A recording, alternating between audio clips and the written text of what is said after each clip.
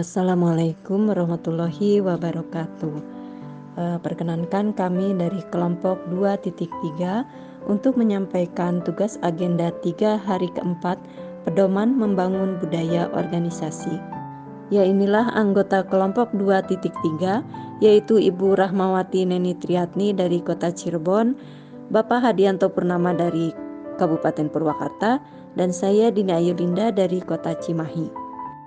Baiklah Bapak Ibu, berawal dari tuntutan masyarakat yang semakin besar terhadap transparansi birokrasi dan juga semakin mengembukannya reformasi birokrasi yang pada dasarnya bertujuan untuk menciptakan birokrasi pemerintah yang profesional, adaptif, berintegritas, berkinerja tinggi, bersih, dan bebas dari KKN. Untuk itu perlu dikembangkan budaya organisasi. Nah, berikut ini adalah skema budaya organisasi yang terlihat bahwa itu sangat diperkuat oleh perilaku pimpinan dan sangat mempengaruhi perilaku individu di dalam kelompok-kelompok tersebut. Dan ini menjadi dasar praktek-praktek organisasi. Grand Design dari reformasi birokrasi berdasarkan Peraturan Presiden Nomor 81 Tahun 2010 tentang Reformasi Birokrasi 2010 sampai dengan 2025 diperlihatkan dalam gambar berikut ini.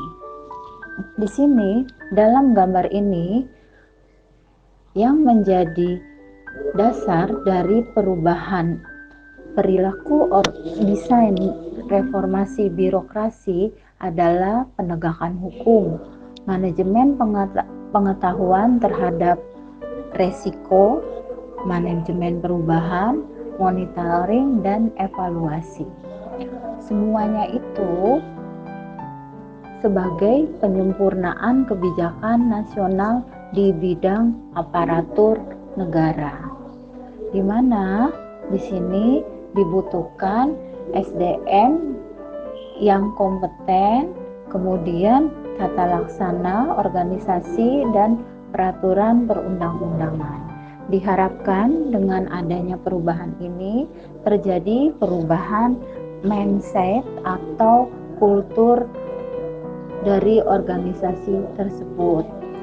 Hasil dari perubahan berupa birokrasi yang bersih dan bebas KKN, peningkatan kualitas pelayanan, dan peningkatan kapasitas dan akuntabilitas kinerja birokrasi.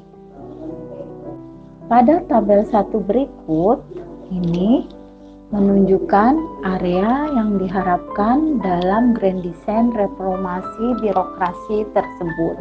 Ada 8 area yang diharapkan berubah. Area pertama yaitu pola pikir dan budaya kerja, di mana hasil yang diharapkan birokrasi dengan integritas dan kinerja yang tinggi. Area yang kedua, pelayanan publik. Pelayanan publik yang diharapkan pelayanan prima sesuai dengan kebutuhan dan harapan masyarakat. Area yang ketiga, akuntabilitas. Akuntabilitas yang diharapkan meningkatnya kapasitas dan akuntabilitas kinerja birokrasi.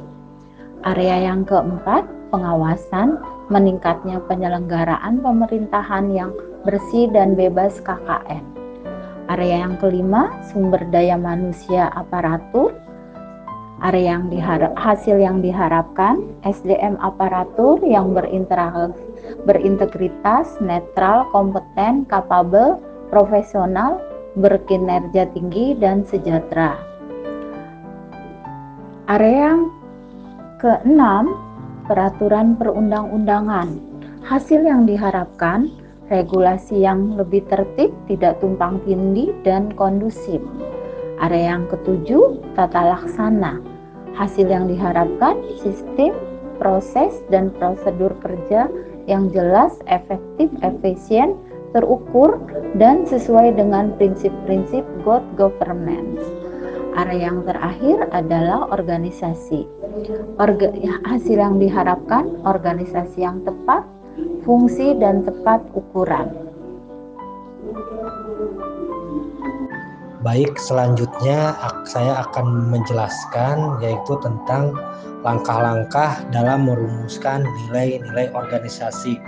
Yang pertama, mulai dari perencanaan, kedua, mengidentifikasi nilai-nilai, ketiga, mengidentifikasi area sensitif, keempat, menetapkan perilaku utama, dan kelima, merumuskan bagaimana mengukur perilaku utama.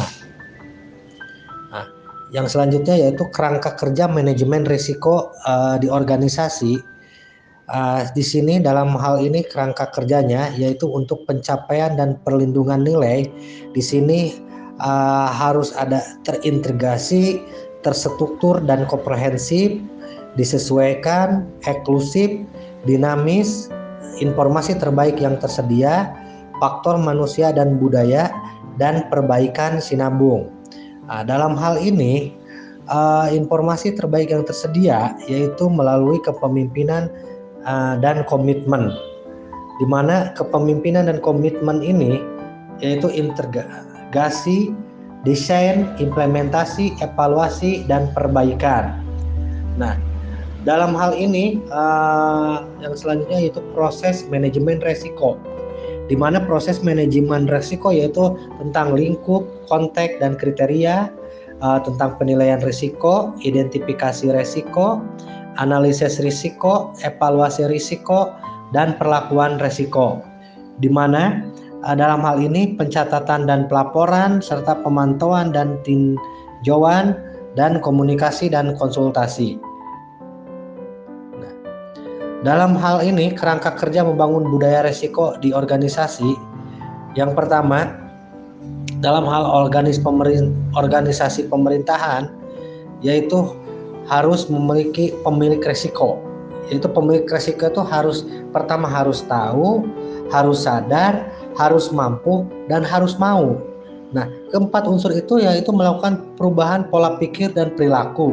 Sehingga dari keinginan tahu yaitu pertama sosialisasi, terus manfaat dan bahaya, selanjutnya pelatihan dan penghargaan dan sanksi.